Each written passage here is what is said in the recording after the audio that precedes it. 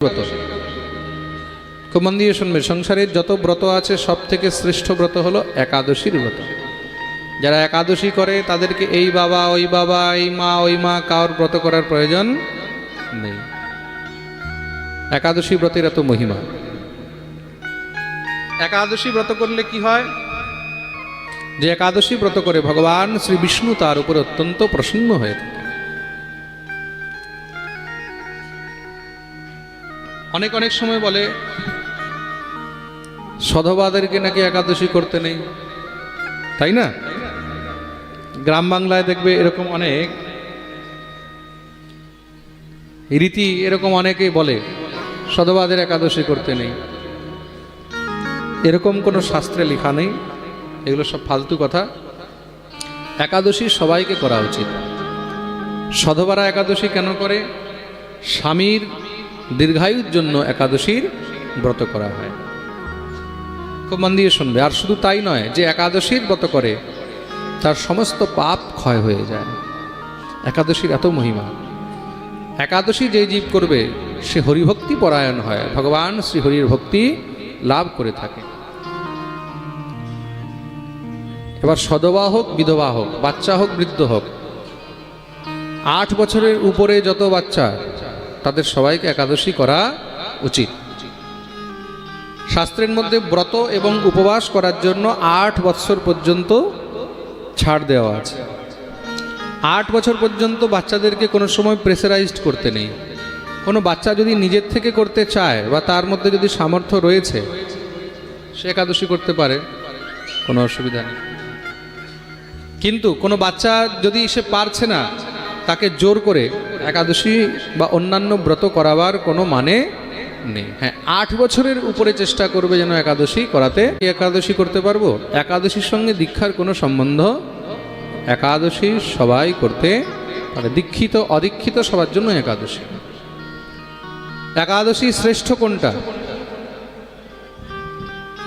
বলে নিরাহার, নির্জলা থেকে। একাদশী 3 প্রকারের হয়। এক হলো উত্তম, এক হলো মধ্যম, আর এক হলো ধমাধম।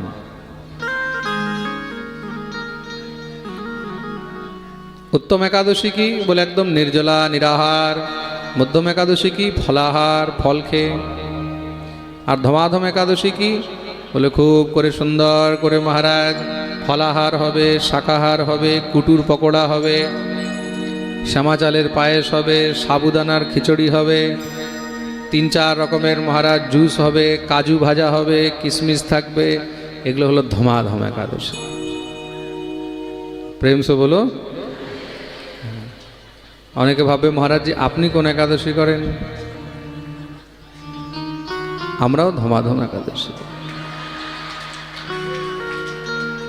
কেন? বলে ধমাধমে খুব লাভ আছে। হ্যাঁ, আমি অনেক বছর আগে ভোপালে পাঠ করতে গেছি, ভোপাল মধ্যপ্রদেশে। তো ওখানে একাদশীর দিন নিমন্ত্রণে গেছি। আগে পাঠের মধ্যে এদিক ওদিকে চলে যেতাম ভক্তদের বাড়ি, আজকাল তো এগুলো বন্ধ করে দিয়েছি। ভক্তদের বাড়ি গেলে তখন আর না ভক্তরা মানে না নিজে মানা যায়, ওরা খাইয়ে ছাড়ে, আর তখন ব্রাহ্মণ মানুষ না খেয়ে আমরাও থাকতে পারি না। একাদশীর দিন গেছি, তা একাদশীর দিন নিমন্ত্রণ ছিল। যখন আমাদেরকে প্রসাদ পেতে দিয়েছে, একাদশীর থাল, চাঁদির থালের মধ্যে মিনিমাম 10-12টা বাটি, একটার মধ্যে পেঁপে আলুর সবজি, একটার মধ্যে শশা দিয়ে আর দই দিয়ে কি একটা রায়তা, একটার মধ্যে ছানা দিয়ে, সেই ছানার মধ্যে কাজুর পেস্ট দিয়ে সবজি, একটার মধ্যে এমন এমন আইটেম আমি তো দেখে একদম চমকে গেছি। 3-4 রকমের জুস, 8-9 রকমের ফল, কমসে কম 5-6 রকমের ড্রাই ফ্রুট, তার মধ্যে কুটুর চিলা, কুটুর পকোড়া। সেই কি ব্যাপার! মারোয়াড়ি ছিলেন ওই মাতাজি। তাই বলছি মাতাজি इतना ही है कि और भी है? बोले महाराज जी समय को नहीं मिला, नहीं तो मैं तो और बनावा। সময় পাইনি তার জন্য এতটা বানালাম, নাহলে তো আমি আরো বানিয়ে দিতাম। আজ মহারাজ ধন্য একাদশী মাতাজি, ऐसी एकादशी मिले हम तो रोज करें। এরকম একাদশী কে ছাড়ে ভাই? হ্যাঁ, এই ডাল তরকারি আর অন্নের মধ্যে কি আছে? আসল ভিটামিন প্রোটিন তো এগুলোর মধ্যেই আছে। তো এগুলো হলো ধমাধম একাদশী। আসলে একাদশী ব্রত কি? ব্রত মানে নিয়ম, সংযম। সংযম করে নিয়ম করে যে জিনিস করা হয় সেটাই হলো ব্রত। তো ব্রতের মধ্যে চেষ্টা করবে অত্যধিক যেন খাওয়া না হয়। ব্রতের মধ্যে বারবার মুখ এঁঠো করতে নেই, অত্যধিক বিলাসিতার ভোজন করতে নেই। মানুষ ভাবে অন্ন তো খাওয়া নিষেধ, তাহলে অনেক অপশন আছে, খুব করে খাও। একাদশীর দিন অন্ন কেন খেতে নেই? কেন কি অন্নের মধ্যে সমস্ত পাপ লুকিয়ে থাকে, তার জন্য অন্ন খেতে নেই। অনেকে কি করে, অন্ন বলতে তারা ভাতটা খায় না, কিন্তু আবার রুটি খায়। একাদশীর দিন রুটি খায়। তা মনে রাখবে, যারা রুটি খায়, রুটিও কিন্তু অন্ন, গমও অন্ন। হ্যাঁ, আটা খেয়ে রুটি খেয়ে একাদশী হয় না, ওটা আটাদশী হয়। আর আটাদশী করে কোনো লাভ নেই। প্রেম সে বলো। আর সব থেকে শ্রেষ্ঠ একাদশী হলো দ্বাদশী সংযুক্ত একাদশী। দশমীযুক্ত একাদশী হলো এটাকে ত্যাগ করে দেওয়া উচিত। অম্বরীশজি প্রত্যেক একাদশীর মতো করেন। তো আচ্ছা, এখানে কে কে একাদশী করে? হাত উপরে করে দেখি। আচ্ছা, আছে অনেকে। মাঝখানে কিছু কিছু ফাঁক আছে, যেগুলো ফাঁক আছে ওইগুলো আস্তে আস্তে ভরে যাবে, ঠিক আছে? আচ্ছা, এমন কে কে আছে যারা ভাবছে এবার থেকে আমরাও করবো? হাত উপরে করে দেখি। আচ্ছা, কত সত্যবাদী দেখেছো, হাত তুলেছ। তার মানে ইসলামপুরে ভক্তরা সত্যবাদী আছে। একবার এদের জন্য জোরদার তালি। মনে রাখবে, ভাগবতের সামনে হাত উঠিয়েছ, এবার কিন্তু একাদশী করবে, না করলে কিন্তু ডাবল পাপ হবে। প্রেম সে বলো। দেবতাগণ দুর্বাসাকে পাঠালেন, বলে একবার এই রাজার পরীক্ষা করো তো, এই রাজা সত্যি কি ধার্মিক না শুধু ঢং করে। দ্বাদশীর দিন ছিল, পারণের সময়। দুর্বাসা গিয়ে উপস্থিত হয়েছেন, দুর্বাসাকে খুব সুন্দর করে আসন দিয়ে বসিয়েছে। আসুন মহারাজ, আমরা একসঙ্গে পারণ করব। দুর্বাসা বলেন, আমি এখন স্নান করিনি, তাই স্নান করে আসি। স্নান করতে গেছেন, দেরি হয়ে যাচ্ছে, পারণের সময় পেরিয়ে যাচ্ছে। পারণের সময় পেরিয়ে গেলে তারপরে আর পারণ করে কোনো লাভ নেই, ব্রত নিষ্ফল হয়ে যায়। ব্রাহ্মণদেরকে বললেন, কিছু উপায় বলুন। ব্রাহ্মণরা বলেন, একটি উপায় আছে, অতিথিকে ছেড়ে অন্ন তো গ্রহণ করা যায় না, আর পারণ অন্ন দিয়েই হয়। তাহলে বলে একটা কাজ করা যায়, এই সময় চরণামৃত আর তুলসী পাতা নিয়েও পারণ করা যায়। তাই করলেন, চরণামৃত তুলসী পাতা নিয়ে পারণ করলেন। এইদিকে দুর্বাসা এসে যখনই পারণ করতে দেখেছে, ক্রুদ্ধ হয়ে গেলেন। দুরাচারী দুষ্ট রাজা, অতিথিকে ছেড়ে পালন করেছিস, তোর মতন দুষ্ট রাজাকে জীবিত থাকার অধিকার নেই বলে সঙ্গে সঙ্গে জটা ছুঁড়ে ভূমির মধ্যে ছুঁড়ে। দেখতেই দেখতে এক মহারাজ ভয়ঙ্কর রাক্ষসী উৎপন্ন হয়েছে। কৃত্যা এত ভয়ঙ্কর, সেই কৃত্যা উৎপন্ন হয়েই যখনই মহারাজ অট্টহাস করছে, দুর্বাসা বললেন, মেরে ফেলো এই দুষ্টকে। কৃত্যা যখনই বেড়ে গেছে, সঙ্গে সঙ্গে ভগবানের পার্শ্ব সুদর্শন চক্র এসে সেখানেই তার টুকরো টুকরো করে গোবিন্দায় নমো নমঃ উদ্ধার করে দিলেন। দুর্বাসার পিছনে চক্র দৌড়াচ্ছে, দুর্বাসা ভয়ে থরথর করে কাঁপছে। দৌড়াতে দৌড়াতে ব্রহ্মার কাছে গিয়ে উপস্থিত হলেন। রক্ষা করো। ব্রহ্মা বললেন, আমি পারবো না। মহাদেবের কাছে গেছেন, মহাদেবও মানা করে দিলেন। ভগবান শ্রী হরির কাছে গেছেন, প্রভু রক্ষা করো। ভগবান বললেন, আমিও বাঁচাতে পারবো না। প্রভু, আপনার অস্ত্র থেকে আপনি বাঁচাতে পারবেন না? ভগবান বললেন, তুমি কি মনে করছো আমি স্বতন্ত্র? আমিও পরাধীন। অহম ভক্ত পরাধীন স্বতন্ত্র এব দ্বিজঃ সাধুভির্গ্রস্ত হৃদয় ভক্তের ভক্ত জন প্রিয়। আমি হলাম ভক্তের অধীন। তুমি যদি বাঁচতে চাও তাহলে আমার ভক্তের কাছে গিয়ে ক্ষমা চাও, সেই তোমাকে বাঁচাতে পারবে। দৌড়ে এসে অম্বরীশের চরণে পড়ে গেলেন, রাহিমা ভক্তরাজ আমাকে রক্ষা করো। অম্বরীশ সঙ্গে সঙ্গে উঠিয়ে বুকে জড়িয়ে ধরেছেন। কি করছেন আপনি মহামুনি? আপনার স্থান আমার মাথায়, আমাকে বাঁচাও অম্বরীশ। সঙ্গে সঙ্গে অম্বরীশ দুর্বাসাকে পিছনে দাঁড় করিয়ে নিজের সামনে দাঁড়িয়েছেন। সুদর্শন আসতে দুনো হাত জোড় করে প্রণাম করলেন, স্তুতি করলেন। সুদর্শন নমস্তভ্যম সহস্রারাচ্যুত প্রিয় सर्वास्त्रघातिन विप्राय स्वस्ति भूयाडस्पते। সুদর্শন ভগবান শান্ত হলেন, গর্জনা করেছেন, দুর্বাসা মনে রাখবে, ভগবত ভক্তের উপরে যদি তুমি বিপত্তি নিয়ে আসো, কষ্ট দাও, ভগবান পরে আসবে, আগে আমরাই শেষ করে দেব বলে অন্তর্ধ্যান হলেন। একাদশীর মহিমা দেখলেন দুর্বাসা। অম্বরীশকে নিয়ে দিব্য উন্মত্ত হয়ে নৃত্য আরম্ভ করেছেন। অম্বরীশ ভগবানের জয় জয়কার করছেন। আজ গোবিন্দের কৃপাতে কিন্তু আমার রক্ষা হলো। যদি তার কৃপা না হতো তাহলে কি আজকে আমার রক্ষা হতো? তার জন্য সবসময় তা দেখুন,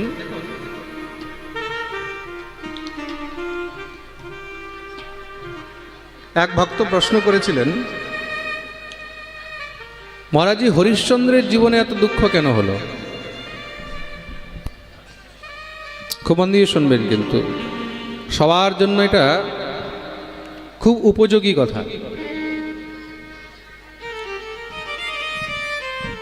যারা কথা বলছেন একদম শান্ত হয়ে যাবে, প্রেম সে বলো। একজন প্রশ্ন করলেন, মহারাজজি পাঠে একবার বলবেন হরিশ্চন্দ্রের জীবনে এমন কষ্ট কেন আসলো? হরিশ্চন্দ্র এমন কি পাপ করেছিল? রাজপাট সব কিছু ত্যাগ করতে হলো, তাই তো? তার রাজ্য চলে গেল, অর্থ গেল, সম্পত্তি গেল। শুধু তাই নয়, স্ত্রী সঙ্গে সঙ্গে স্ত্রী বিয়োগ পর্যন্ত হলো। আর স্ত্রী নয়, স্ত্রীর সঙ্গে পুত্র বিয়োগ পর্যন্ত হয়েছে। কিসের পুত্র বিয়োগ হয়েছে? তো হরিশ্চন্দ্রের স্ত্রী গেল, পুত্র গেল, রাজ্য গেল, সম্পত্তি গেল। এমন কি পাপ করেছেন? এই সংসারে যে পাপের কারণেই কষ্ট ভোগ করতে হবে, খুব মন দিয়ে শুনবেন। আমি কিছু পাপ করেছি তার জন্যই আমাকে কষ্ট ভোগ করতে হবে তা নয়। কখনো কখনো পূর্বজন্মকৃত প্রারব্ধের কারণেও এই জন্মে কষ্ট ভোগ করতে হয়। যদ্যপি হরিশ্চন্দ্র এই জন্মে কোনো পাপ করেননি। তিনি স্বপ্নে দেখেছিলেন মহর্ষি বিশ্বামিত্র এসেছে ওনার কাছে, আর বিশ্বামিত্র ওনার কাছে দান চেয়েছে। হরিশ্চন্দ্র জিজ্ঞাসা করলেন, ঋষিবর আপনাকে কি অর্পণ করব? বিশ্বামিত্র বললেন, কি অর্পণ করব? এত বড় কথা? কেউ আপনার কাছে দানের জন্য এসেছে, আপনি যদি বলেন বলুন আপনাকে কি দেব, তার মানে আপনার কাছে অনেক কিছু দেওয়ার সামর্থ্য আছে। তো বিশ্বামিত্র তাকে বললেন, ঠিক আছে, তুমি যদি দিতেই পারো তাহলে আমাকে এই সমস্ত রাজ্য দিয়ে দাও। স্বপ্নে কিন্তু রাজ্য দিয়েছিলেন, স্বপ্ন দেখেছেন। অনেক সময় কি হয়, যা স্বপ্ন দেখি সেটা সত্য হয়ে যায়। মহর্ষি বিশ্বামিত্র সাক্ষাৎ চলে এসেছেন, রাজ দরবারে বসেছিলেন। বিশ্বামিত্রকে দেখে হরিশ্চন্দ্র তো স্বপ্নে দেখেছিল, ভুলে গেছে। বিশ্বামিত্র এসে উপস্থিত, সুন্দর আসন দিয়ে বসিয়েছেন। আসুন মহারাজ, বলুন আমি আপনার কি সেবা করতে পারি? বলি, আমি তোমার কাছে কিছু নিতে এসেছি। বলে, প্রভু কি নিতে এসেছেন? বলে, তুমি আমাকে কিছু দিয়েছো, সেটা নিতে এসেছি। প্রভু আমি আপনাকে দিয়েছি? হ্যাঁ হ্যাঁ, তুমি আমাকে দান করেছো। কি দান করেছি? তোমার এই সমস্ত রাজ্য তুমি আমাকে দান করেছো। হরিশ্চন্দ্র বললেন, প্রভু সে কখন? ভুলে গেলে? তুমি স্বপ্নের মধ্যে আমাকে সমস্ত এই রাজ্য দান করেছিলে। যখনই বললেন, হরিশ্চন্দ্রকে স্মরণ হলো, স্বপ্নের মধ্যে তো আমি রাজ্য দান করেছি। বিশ্বামিত্র বললেন, যদি তুমি সত্যনিষ্ঠ হও, সত্যবাদী হও, তাহলে তুমি নিজের বচন, নিজের দান পূর্ণ করো। রাজা সঙ্গে সঙ্গে নিজের রাজগদ্দি থেকে নেমে বিশ্বামিত্রকে রাজগদ্দিতে বসিয়ে দিলেন। বিচার করে দেখুন, এই হরিশ্চন্দ্রকে কেন সত্যবাদী বলা হয়েছে? স্বপ্নে যেই বস্তু তিনি দান করেছেন, বাস্তবে সেটাকে দেওয়ার জন্য তিনি সব পরিত্যাগ করে দিলেন। তার জন্য তাকে সত্যনিষ্ঠ, সত্যবাদী বলা হয়েছে। এই জন্মের কোনো পাপের কারণে নয়, পূর্বজন্মকৃত কিছু প্রারব্ধ ছিল, যেই প্রারব্ধের কারণে হরিশ্চন্দ্রকে এই প্রকারের একটি নিমিত্ত মাত্র হয়ে নিজের কষ্টটাকে ভোগ করে নিতে হলো। মনে রাখবেন, এই জন্মেরই যে পাপের ফল বা এই জন্মেরই যে কোনো কর্মের ফল আপনি পাচ্ছেন তা নয়। কোনো সময় দেখবেন আমাদের জীবনে খুব কষ্ট আসে, অনেক বড় কোনো বিপত্তি আসলো, তখন হয়তো আমরাও মনে মনে ভাবি আমি তো এমন কিচ্ছু করিনি, এমন বিপত্তি কেন আসলো, এমন কষ্ট কেন আসলো। তখন বুঝে যাবে যে নিশ্চয়ই পূর্বজন্মের আমার কিছু না কিছু প্রারব্ধ রয়েছে, আর সেই প্রারব্ধটা এই সময় কেটে যাচ্ছে। খারাপ সময় এসেছে, ভালো সময়ও আসবে, সেটাকে ধৈর্য ধরে সহ্য করুন। শাস্ত্র বলছে ধীরজ ধর্ম মিত্র অরুণারি আপদকাল বিচারি হুচারি। চারটি জিনিসের পরীক্ষা একমাত্র বিপত্তির সময় হয়। কোন কোন চারটি বস্তু? ধীরজ, ধীরজ মানে ধৈর্য। আপনার মধ্যে কতটা ধৈর্য আছে তার বাস্তবিক পরীক্ষা আপনার বিপত্তিকালে হয়। যখন জীবনে বিপত্তি আসে তখন তুমি কতটা ধৈর্য ধরে সেটাকে সামলাতে পারছো, তার পরীক্ষা তখনই হয়। ধর্ম, দ্বিতীয় হলো ধর্ম। বিপত্তির মধ্যেও যদি তুমি ধর্মকে ধরে রেখেছো তাহলে মনে রাখবে ধর্ম তোমাকে কখনো ছাড়বে না। মিত্র, মিত্র মানে বন্ধু। বন্ধুকে বিপত্তিকালে চেনা যায় যে কে আপন আর কে পর। বন্ধু শব্দের অর্থ কি? প্রিয়জন। বন্ধু মানে প্রিয়জন, আপনজন। তা কে আপন কে পর এটা বিপত্তিকালেই বোঝা। সুখের সময় তো সবাই তোমার হয়ে থাকে, সুখের সময় সবাই তোমার। যখন দেখবে সুখের দিন থাকবে তখন সবাই তোমাকে পিসেমশাই ডাকবে, আর দুঃখের দিনে তখন তোমার কাছেও কেউ আসবে না। আর দুঃখের দিনেও যে তোমার কাছে আছে মনে রাখবে সেই হলো তোমার আপন। কেন? দুঃখের সময় যে কাছে থাকে সে নিঃস্বার্থভাবে থাকে। তার জন্য যে দুঃখে তোমার সঙ্গে ছিল মনে রাখবে তাকে কখনো ভুলতে।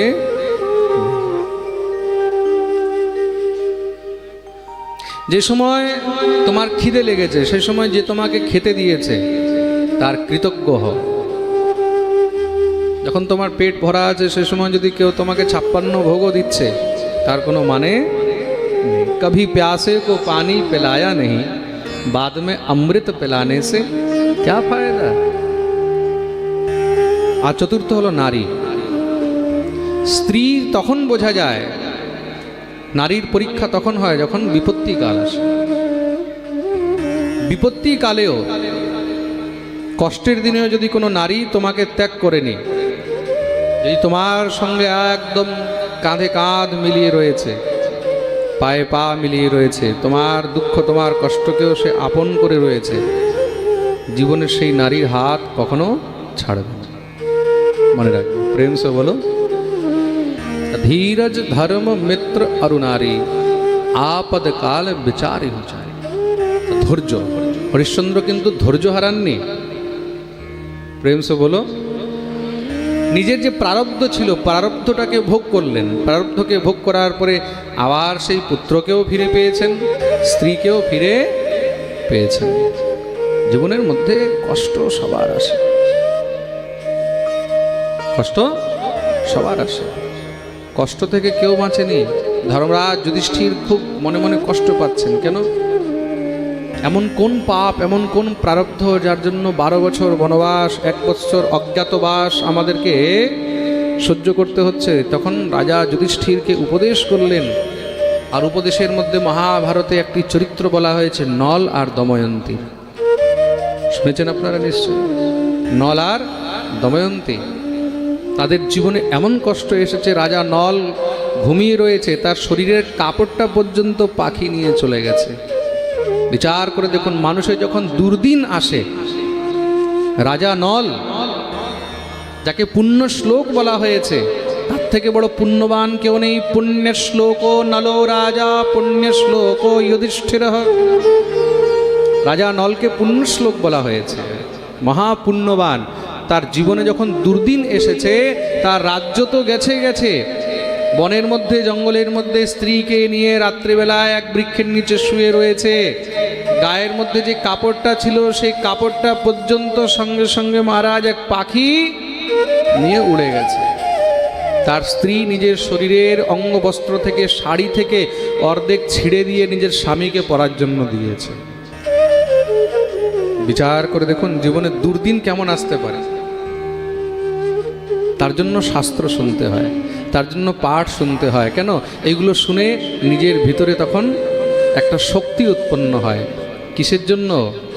নিজের জীবনের দুর্দিনের সঙ্গে, নিজের জীবনের দুঃখের সঙ্গে লড়াই করার জন্য।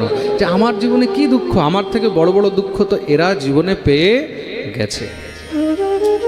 সেই রাজা নল তিনি পরে কি করলেন? পরে নিজের রাজ্যও পেয়েছে, নিজের স্ত্রীও পেয়েছে, নিজের সন্তানও পেয়েছে, সব কিছু ফিরে পেয়েছে। জীবনের মধ্যে যখন দুর্দিন আসে, যখন খারাপ দিন আসে, তখন কোনো সময় ঘাবড়াবে না, ভয় পাবে না, ধৈর্য ধরে রাখবে।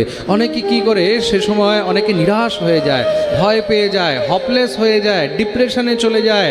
কেউ আত্মহত্যা করে নিচ্ছে, কেউ তখন কিছু করে নিচ্ছে, ভগবানকে ছেড়ে দিচ্ছে, ধর্মকে ছেড়ে দিচ্ছে, অসৎ পথে চলে যাচ্ছে। না, এটাই হলো তোমার ধৈর্যের পরীক্ষা। আর মনে রাখবে, ভগবান যখন তোমাকে দিয়ে কিছু করাতে যায় তখন তোমাকে আরো উজ্জ্বল বানায়, আর উজ্জ্বল বানাতে হলে তখন তাকে আরো জ্বালাতে হয়। তুলো হয় না, তুলো, তুলোকে যত পিটায় ততই ধপধপে হয়। দেখেছো তো তুলো পিটাতে?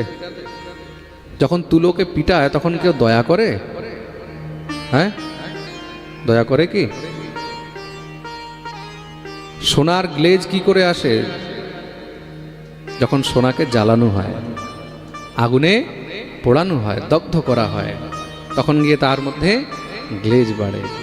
পোড়াবার সময় স্বর্ণকার কি দয়া করে? করে কি? প্রেম সে বলো।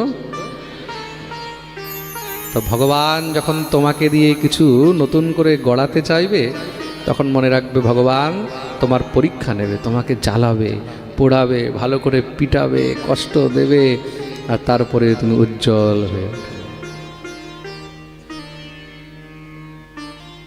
সুখ মে ফুলো মতি, দুঃখ মে তড়পো মতি। ধৈর্য, ধৈর্য ধরে রাখ। সগরের 60,000 পুত্র মহর্ষি কপিলের ক্রোধের দৃষ্টিতে জ্বলে ছাই হয়ে গেল। তাদের উদ্ধারের জন্য তাদের ভাই অংশুমান তপস্যা করলেন। ধৈর্য দেখুন, ভগবতী গঙ্গা আসেননি, অংশুমানের পুত্র দিলীপ তপস্যা করেছে, গঙ্গা আসেনি, তাও ধৈর্য রেখেছে। তার পুত্র ভগীরথ 3 পিঢ়ি ধরে তপস্যা চলছে। কেউ এটা ভাবেনি আমার বাবা তপস্যা করে গেল, গঙ্গা আসেনি, আমি করে কি করব? বংশ পরম্পরায় তপস্যা চলছে। ভগীরথ তপস্যা করেছে, মা ভগবতী গঙ্গা আর থাকতে পারলেন না, দৌড়ে আসতে হলো।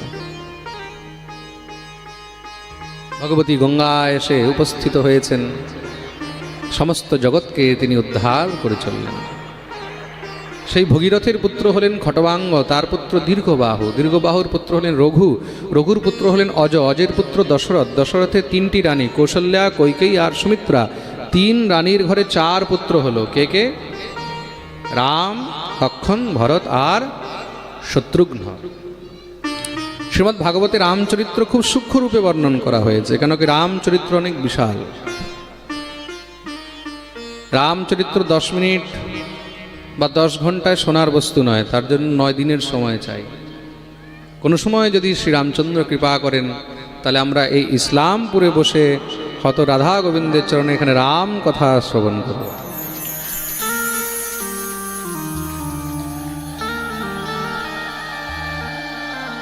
বলিয়ে রাজা রামচন্দ্র ভগবান কি জয়।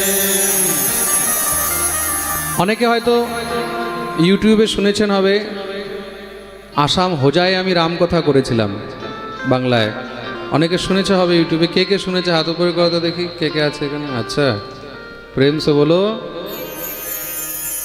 আমাকে আজকে সুদেব বাবু বলছিলেন, এই যে বসে আছে সামনে, মহারাজজি এবার আমাদের জায়গা খুব ছোট হয়ে গেল, আগামীবার করলে কোনো বড় মাঠে করতে হবে। আমি বলছি আগামীবার কি আবার তোমরা করাবে? বলে মহারাজজি করাবো মানে আগামীবার? আচ্ছা আগামীবার কি আবার হবে পাঠ? আচ্ছা কে কে চায় আগামীবার আবার হোক? রে বাপরে, ভাই কমিটি দেখে নাও ভালো করে, পাক্কা? তাহলে আসছে বছর বলিए ভক্তবৎসল ভগবান কি